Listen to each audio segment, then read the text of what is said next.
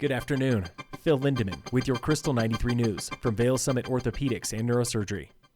A parent petition is gaining traction to rescind a, quote, controversial diversity resolution at Summit School District. Here is a local mother from last week speaking against the resolution. My question is, if we can't teach religion, we can't teach politics, why can't we teach the gender identity? The petition has nearly doubled in 1 week to 1,900 signatures. Organizers say about half are Summit residents. The other half are friends and family outside of Summit. Another local from last week. I think what we're trying to say is grade 1, 2, and 3, let a kid be a kid. Do not indoctrinate. The resolution itself passed in October. Summit was pressuring the state for diverse representation in early elementary school, specifically LGBTQ and persons of color. The state then adopted those standards in November. The water is off in Minturn after a water main leak on Main Street around noon today. About 1,000 people are without water. Crews are on site. A 23-year-old skier spent 8 hours wandering the woods yesterday after dark in a snowstorm near Steamboat. The Steamboat pilot reports the skier went through a backcountry gate at the resort, but did not know the return route. Rescuers followed his tracks until they led to avalanche terrain. He made it through unscathed and called to report he was safe at a ranch miles away.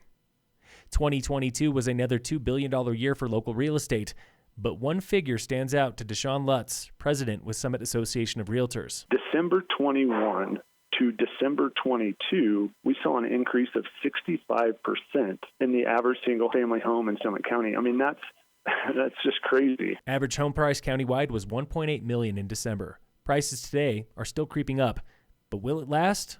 Or will it crash? We are going to come off of, the highs of 21 and early 22. I think for the long term, we're really going to settle back into some more balanced numbers. Lutz admits he is worried about home values, but believes a balanced market will help. Lutz predicts one other trend this year for short-term rental investors. Yes. Short-term rental restrictions are impacting investors' thought process on buying in our community.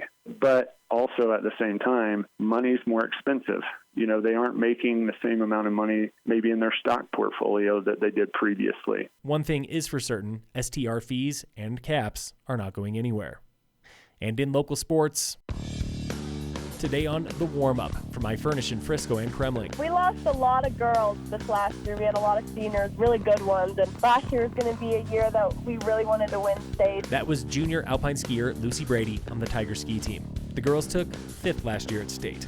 But lots of new faces this year are not exactly a bad thing. Like my sister does the team too, and we're getting out there, we're showing them how to carry the bundle, how to set the gates. Besides, Lucy says, she's grateful for everything she learned as a freshman. Skiing, I feel like, was such a great thing for me growing up because it requires so much organization and responsibility at such a young age.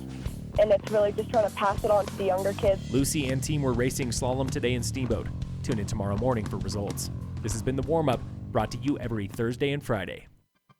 Phil Lindeman with your Krystal 93 News from Vail Summit Orthopedics and Neurosurgery.